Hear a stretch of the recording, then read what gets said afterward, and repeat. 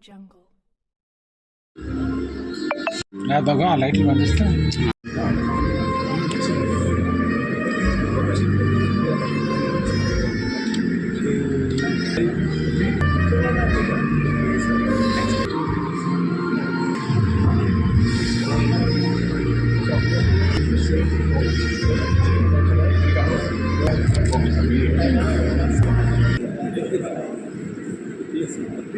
To all our distinguished guests, friends from the media, attendees, seamlessly integrate into homes, businesses, and grid-scale renewable energy ecosystem.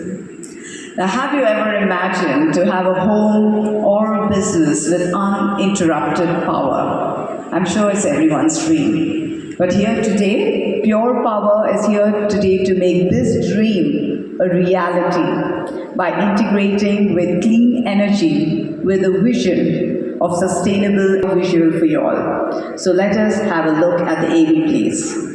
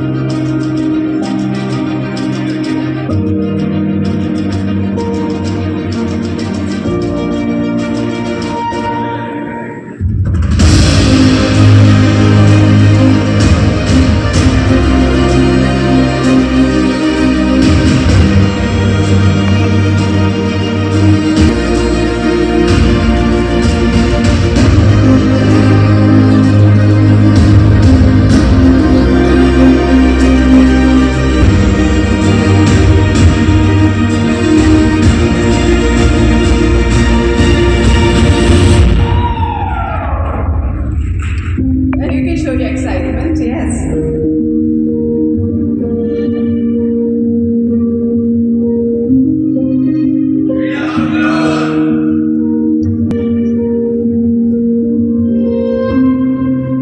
Video absolutely set the context for today and why we all are gathered over here. So, ladies and gentlemen, with that wonderful start, I would now like to take this opportunity to acknowledge the presence of founder and MD of Pure, ladies and gentlemen. Let us throw some light on his journey and few words. Seasoned, technological and energy independence. He champions innovation in energy, microprocessors, supercomputing, and crucial infrastructure. So, my greetings and thank you. Greetings to all who have come to attend this launch of Pure Power. In fact, Pure Power and myself have a very old association. Sometime in 2014, maybe late 13 or early 14, after I came out from DRDO, I was a Homi Bhabha Chair Professor at IIT Hyderabad, and I met Dr. Nishant, who was the young aerospace I think you were associate professor or professor at that time, I don't remember, but and we developed a bond of working together on some of the problems which I carried with me as part of my BMD program which I was pursuing in DRDO.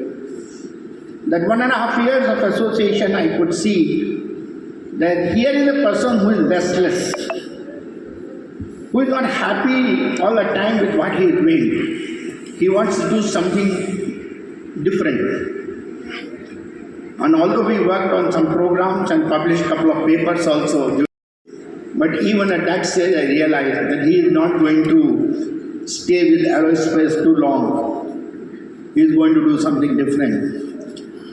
And over a period of time, of course, I came out of IIT in 2014, late or early 15, having joined Niti Aayog. But I continued to interact with him when he was setting up his battery storage systems and so on. I've seen more power growing from a simple shed to what you saw, gentlemen, a very good infrastructure where state-of-the-art technologies are being converted into products, and today we have a fairly good market. So that is the kind of young entrepreneurship with innovation is what we have seen in Nishant and Rohit, both of them put together. I must congratulate him and Rohit and also the team members who have worked very hard, that today we have more than this, and this is an industry to reckon with, and I am very happy that the next step that they are going to take is in the area of battery storage, and that is the need of the hour, and today I am going to talk to you something with respect to that.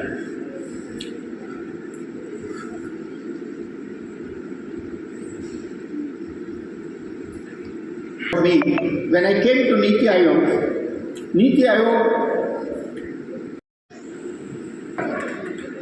incubation centers which came to colleges and IITs, and I'm happy when IITs have got, and we continue to go into energy. So what is the status of our journey, what we are?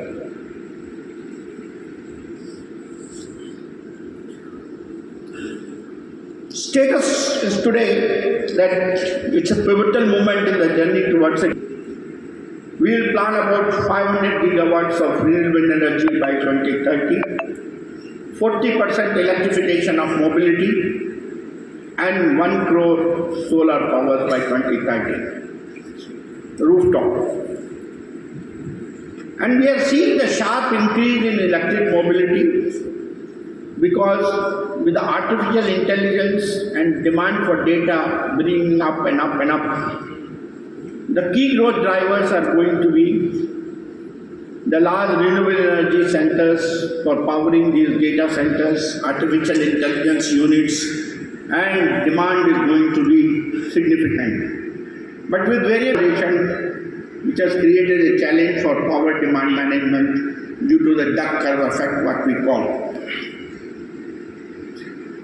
What is the scenario today as far as the EV adoption in the country is concerned? You can see EV buses, the numbers are only 3,696. Four-wheelers is about 90,000. Three-wheelers is about 6,32,000. The two-wheelers are really leading. They are in the region of 9,44,000. That is the kind of power and wind for EV charging, promoting cleaner transportation. That is what I was mentioning just now. The two main chemistries which are in vogue today, mostly in the commercial domain, are the lithium-ion batteries and lithium iron phosphate batteries. Most of you know the differences. There are advantages with respect to high energy density, lightweight, compactness, fast charging and so on with respect to lithium-ion. But there are challenges in terms of high cost, temperature sensitivity, And of course, if you look at life cycle, then there are challenges with to mining and disposal both.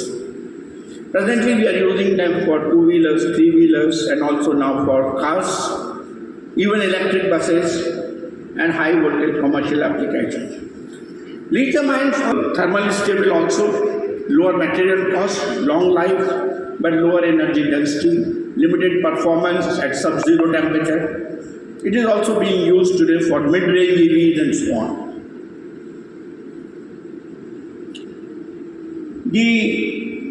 We cannot say if India has sector converted into battery, India will be importing worth about 38,000 crore worth of lithium alone for meeting the requirement.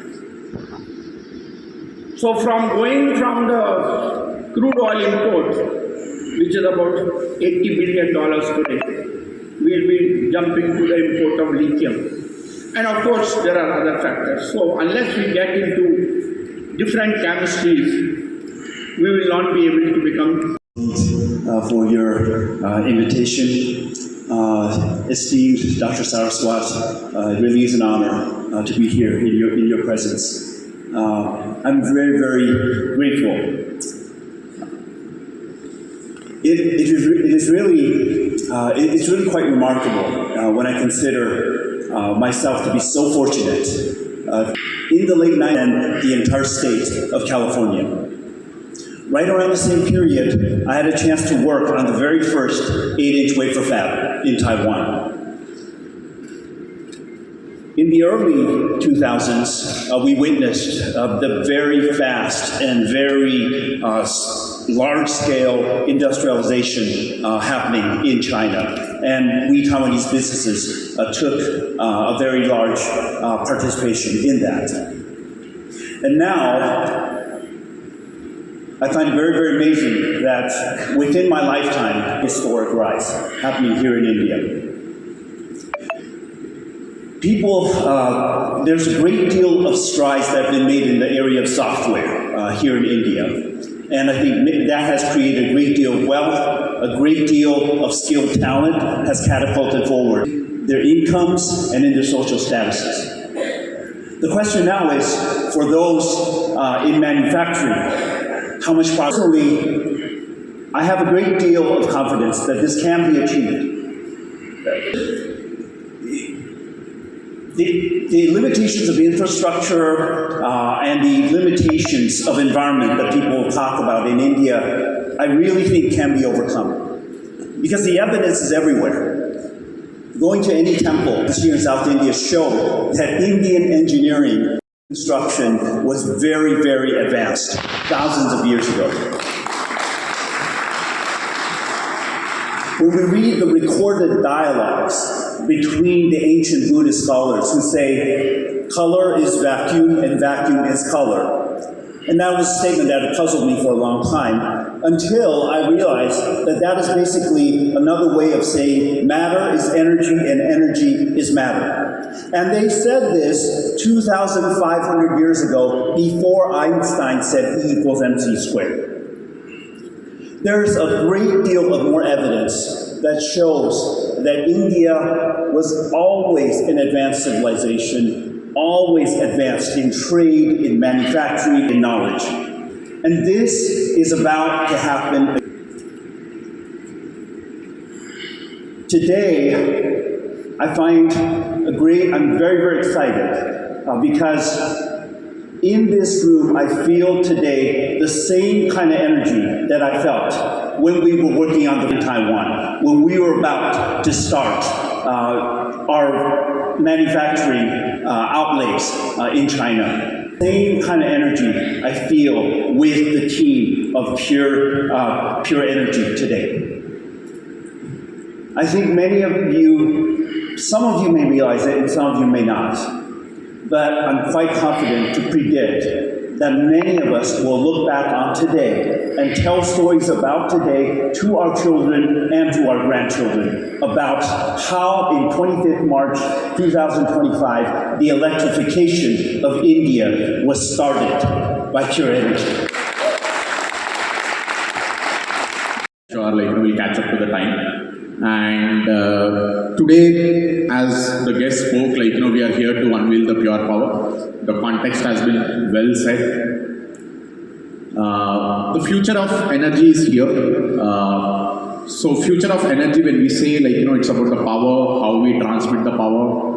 Dr. V.K. Sarswat already has spoken what are the challenges we are facing, and the power demand is growing. The per capita, that much power growth we are going to see, and how we step up the. So definitely the future of energy is here. The country's GDP is growing, EV mobility is growing, the data centers, everything is there. So what we realize is that there is great need of the technology, there is great need of the engineering, and there is great need of the products as well, which are market fit. So what is there is a necessity or the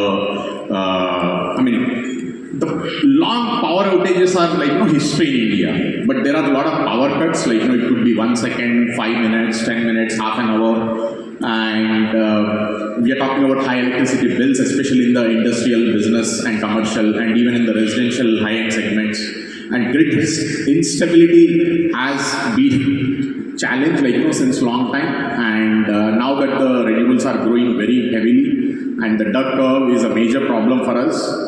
And there is consumption, I spoke, the consumption is a positive problem. How do we solve this positive problem? I'm saying 2x, but it can become 4x also in the next 10 years, the DBs issues, everything. And there is a growing demand for the reliable and clean energy, so people not anymore want nano PCM cooling we are using actually, phase change materials with the nanoparticles. It enables cooling at a very localized level, because thermal management is everything. It's all about thermal management, and definitely at a rack level we are using the microcapillary action based liquid cooling, so that the temperature is less than 2.5 degrees. So overall 20% power consumption at a PCS level, it's a significant achievement for the pure power grid. And cell active balance has been our problem since 7 years, and we are keeping the cell balance in 20 millivolts. It's goddamn difficult, but we are able to achieve it. And the AI, since last 3 years with the launch of X platform in our EV products, so we have gone very, very deeper into the predict cloud AI action.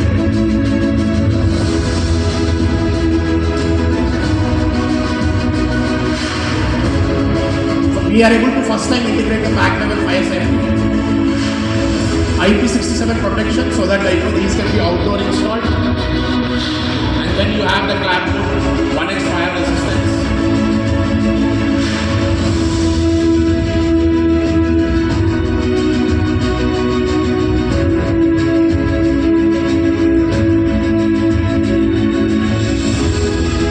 So you can see how much emphasis we have given to the safety at every level. Right, the container and everything. Data units is going to be the oxygen for, because the scale we are imagining is massive here. Time operating compatibility, scalability, smart synchronization, nano PCM, pure science.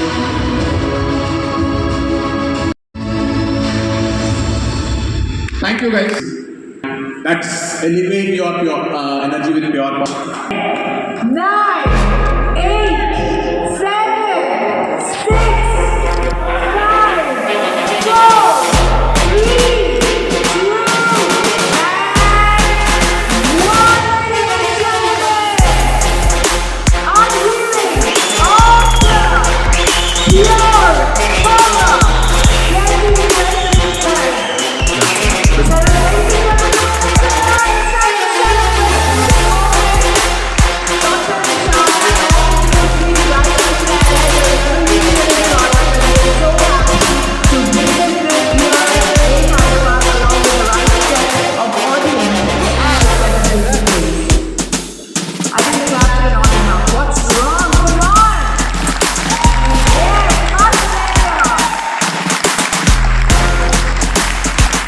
We have live demos beside you guys.